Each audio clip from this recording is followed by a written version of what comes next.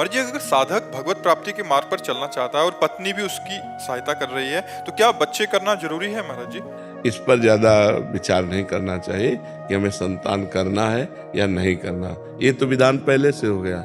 ऐसी भावना है कि पहले भगवत प्राप्ति बाकी जो भगवत प्राप्ति ऐसे नहीं होती कि ये सब छोड़ दो और भगवत प्राप्ति ऐसे करने से होती है। क्या केवल वेश रखने से भगवत प्राप्ति हो जाती है, या गुफा में रहने से भगवत प्राप्ति हो जाती है, या फलाहार करने से भगवत प्राप्ति हो?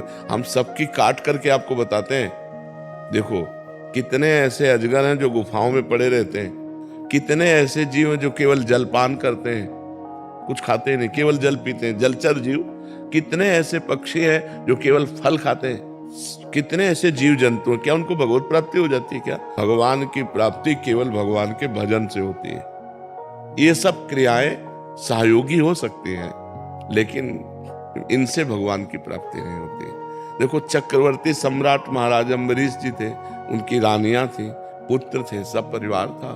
जनक जी थे, परम ज्ञानी महापुरुष थे, जिनके विरक्त शिष्य श्री सुखदेव जी महाराज शिष्य बने।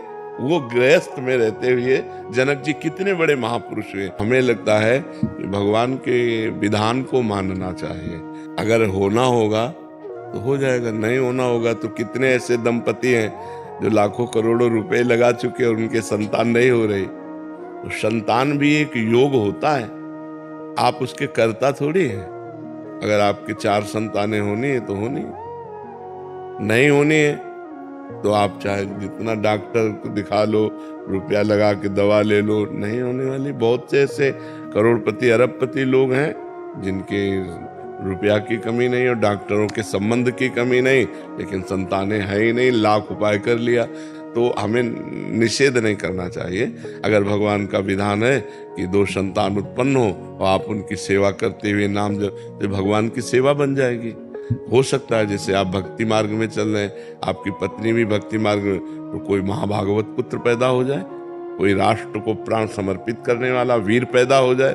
लास्ट की बहन के लिए थी सारी रिपोर्टें नॉर्मल थी, दोनों की, हस्बैंड की, वाइफ की, और 18 साल बाद। तो जब योग होता है तभी होता है, और योग नहीं होता तो फिर अपने बस की बात थोड़ी। अपने तो एक चिड़ैया नहीं बना सकते, फिर मनुष्य के एक रोम गिर जाए ना, रोम तो हम दोबारा लगा ले सकते, फेविकोल से थोड़ी देर जोड़ दे, वो बात अलग है।